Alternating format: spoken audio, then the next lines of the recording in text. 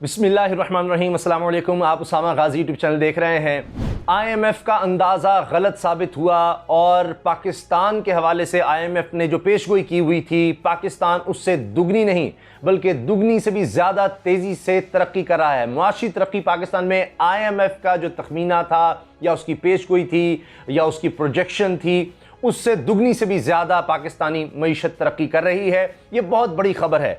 और क्या ऐसा हुआ है कि IMF को ये चीज़ माननी पड़ गई है? IMF जैसा इदारा इतनी आसानी तो नहीं मानेगा। क्या ऐसा हुआ है कि IMF कह रहा है कि वाकई पाकिस्तान जितना हमने सोचा था 1.5% GDP ग्रोथ होगी पाकिस्तान में इस साल, लेकिन अब वो कह रहा है कि नहीं 1.5 नहीं 3.9% होगी। अभी अप्रैल में उसने ये कहा 1.5% का। चंद महीने में ऐसा क्या हो गया है कि IMF को भी नए सिरे से ये बात कहनी पड़ गई है। इसके साथ साथ मैं आपको बताऊं कि पाकिस्तान तारीख में पहली दफ़ा mobile phones, latest mobile phones export करने वाले ममालिक में शामिल होने वाला है। अब दुनिया में पाकिस्तान के मोबाइल फ़ोन होंगे।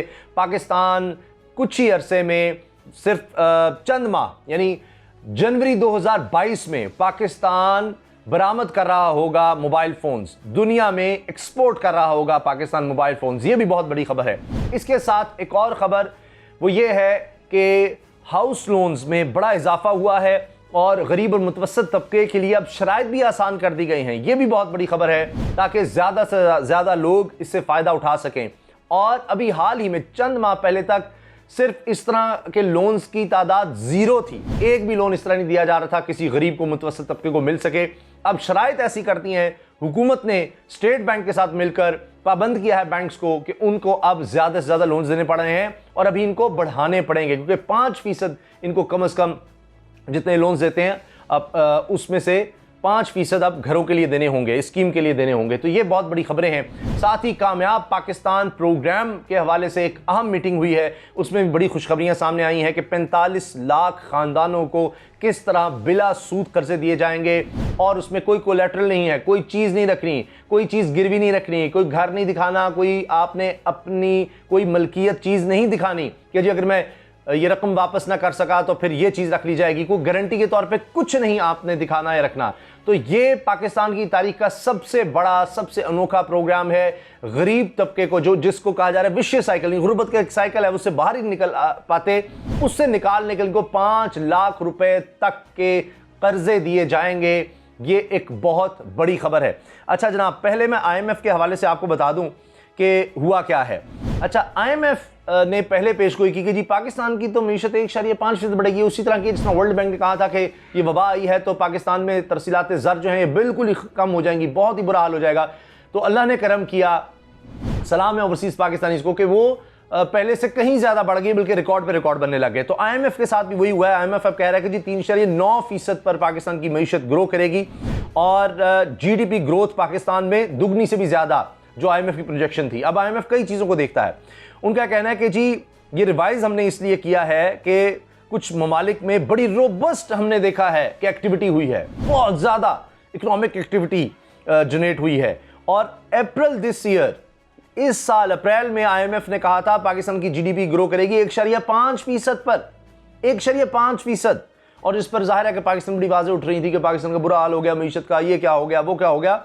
और अब उन्होंने कहा है कि जनाब साल में ये 3.9% पर जाएगी पाकिस्तान की GDP ग्रोथ। अच्छा, जो पाकिस्तान का स्टेट बैंक है उसने पहले ही 3% का कह दिया था, लेकिन IMF नहीं मान रहा था। जब IMF ने 1.5% कहा, पाकिस्तान का स्टेट बैंक कह रहा 3%, लेकिन उन्होंने कहा नहीं जी स्टेट बैंक गलत कह रहा है, 1.5% होगी। अब जो स्टेट बैंक की प्रोजेक्शन थी IMF उससे भी आगे चला गया है 3.9% पर।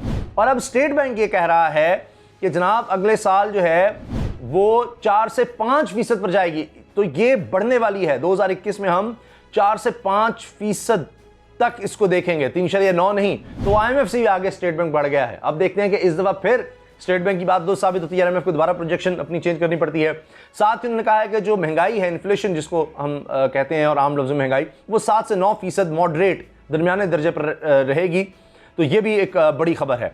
अच्छा, साथ ही इसकी और तफसील है, लेकिन उसके अलावा चूँकि और बहुत सी खबरें हैं तो मैं चाह रहा हूँ कि ज़्यादा वक्त ना लगे, वो खबरें भी आपको बताऊँ। तो पाकिस्तान जनाब एक्सपोर्ट करने वाला है जनवरी 2022 में मोबाइल फ़ोन्स और इस हवाले से टारगेट दिया था रुज़ाक दाऊद साहब ने दिसंबर 2021 का, लेकिन जो चीनी कंपनी है उसने कहा है कि जी हमें जनवरी का आप टाइम देते, जनवरी 2022 में इंशाल्लाह पाकिस्तान मोबाइल फोन एक्सपोर्ट कर रहा होगा।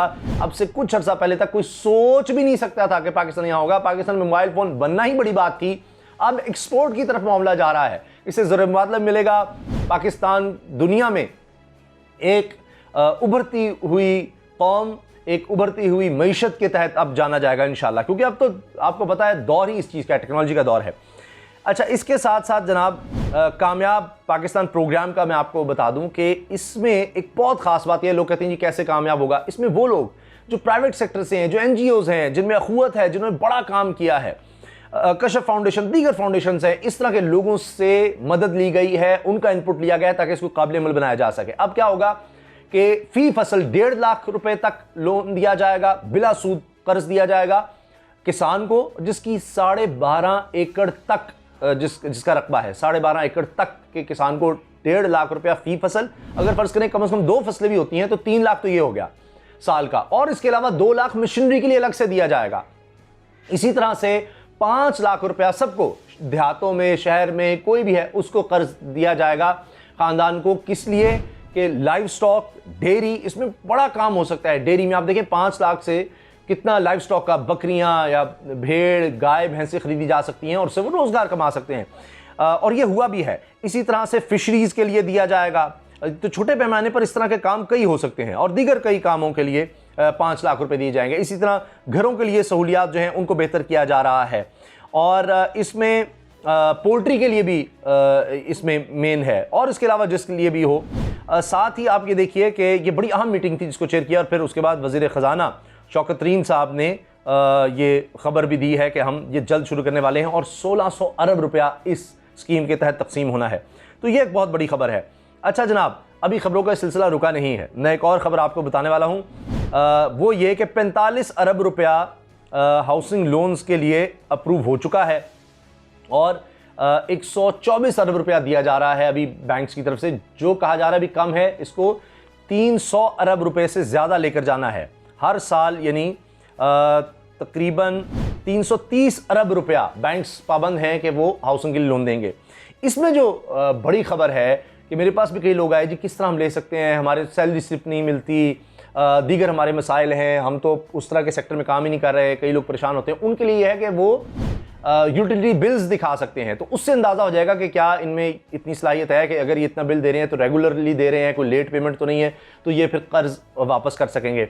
ना सिर्फ ये, बल्कि ये बात भी सामने आई है कि तकरीबन उतनी ही किस्त है कर्ज की जितनी वो किराया दे रहे होते हैं, और इसको काबिल अमल बनाने के लिए इसमें अच्छी बात है कि प्राइवेट सेक्टर के बड़े समझदार लोगों का, जिनका बड़ा तजर्बा इस काम में, उनका इनपुट लिया गया है। तो जनाब ये भी एक बड़ी ज़बरदस्त खबर है। अच्छा, साथ ही स्टेट बैंक समझ रहा है कि मामला अच्छे जा रहे हैं, उसने स्टेटमेंट भी दे दी है। अब तो स्टेट बैंक की बातें दुरुस्त साबित हो रही है, IMF को भी मानना पड़ रहा है। तो जनाब शरह सूद 7% बरकरार रखने का फैसला किया है, और आखिर में मैं आपको बताऊंगा कि वो वजह कि जिस वजह से IMF को भी मानना पड़ गया है, और IMF को कहना पड़ा कि पाकिस्तान तो वाकई हमारी सोच से भी ज़्यादा तेज़ी से बेहतरी की तरफ आ रहा है, अल्लाह का खास फजल और करम है।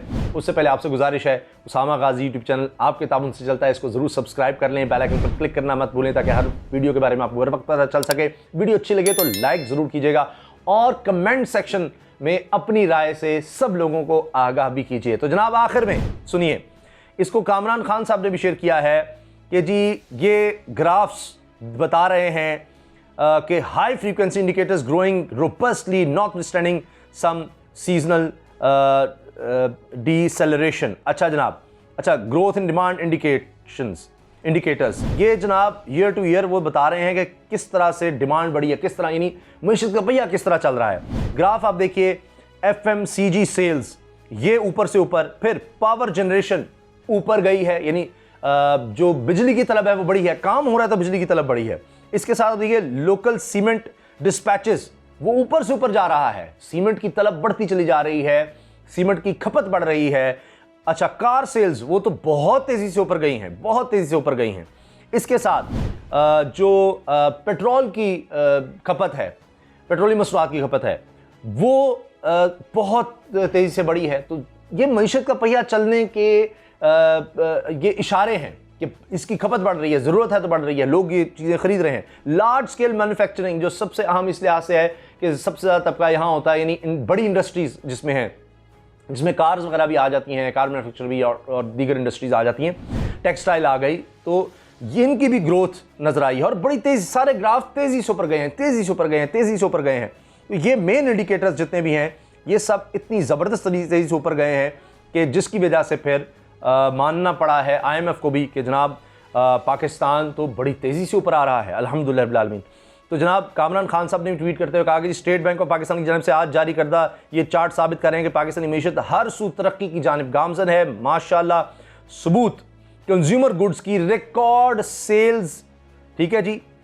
इसके अलावा सीमेंट की ज़बरदस्त तलब, पेट्रोल मसनूआत की ज़बरदस्त फ़रोख्त, मुल्क में बिजली की रिकॉर्ड तलब, बड़ी सनतों की पैदावार में इजाफा, ये सब ग्राफ्स भी उन्होंने शेयर किए हैं। इजाज़त दीजिए, अल्लाह हाफ़िज़।